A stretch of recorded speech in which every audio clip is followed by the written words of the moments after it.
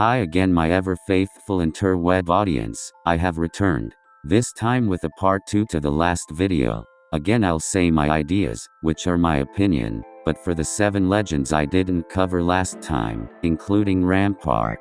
So on that note, I hope you enjoy. Don't forget to like, subscribe and share with your friends, and I'll see you at the end. We'll start back up with Mirage. He's a powerful legend in the correct hands but takes skill to master. His passive ability is powerful but no better than Lifeline or Kryto's Revive Respawn ability. I think Mirage's abilities are annoying to play against but ultimately can be countered. No changes needed here. Octane's lack of team utility leads me to argue he needs a bit of a change. To fit in with his lore, I think that his passive should be that he shouldn't take damage from his own frags, instead being propelled the way the player aims. His tactical should come every 30 seconds as a slightly nerfed jump pad and his ultimate should come as a stim, but he drops 2 other stims for his teammates so they can use it. It should give 60% extra speed for 10 seconds. These changes will grant more fun and team utility in his kit. Watson is currently in quite a weird spot, not too viable in public or ranked settings but can still be great as a team player. She can hold multiple accelerants for her teammates, but Kryto can cancel all of her fences and pylons with a singular EMP. Although, Watson isn't a fun character to see, her puns hurt to hear. And she's had her fun in the meta so I'd just leave her as is. Kryto's a tricky one. He's one of the most powerful legends with his drone, but he's nothing without it. In my opinion, his drone travel radius should be increased to 250 meters, but his EMP should be nerfed to only affect a 20-meter radius, rather than 30. Also, I think you should be able to have your drone traveling alongside you. This change would probably take some time to code.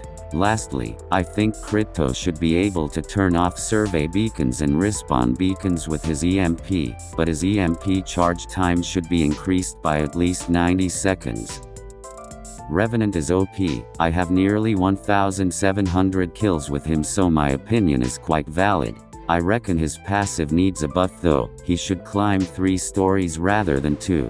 His tactical is fine I reckon, one of the most underrated abilities IMO. His ultimate is the problem though. This first one was nabbed from back off my jank ZZ, but you shouldn't be allowed to use abilities in totem mode. Secondly, protection should last only 25 seconds. This next point you may be more inclined to disagree, but you should deposit 25 health into the totem, although this stops if you are 25 HP. If you start lower than 25 you don't deposit any health, but you return to the totem with the health you had after depositing 25 HP.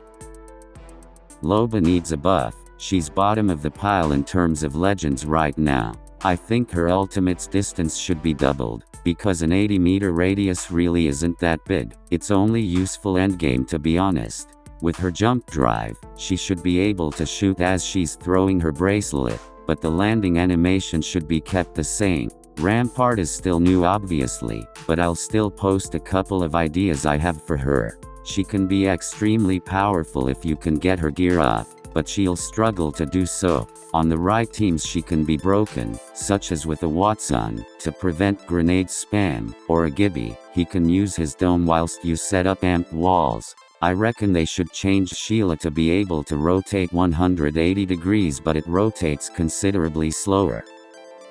I hope you enjoyed this video, don't forget to like, sub and share. See you next Friday, bye.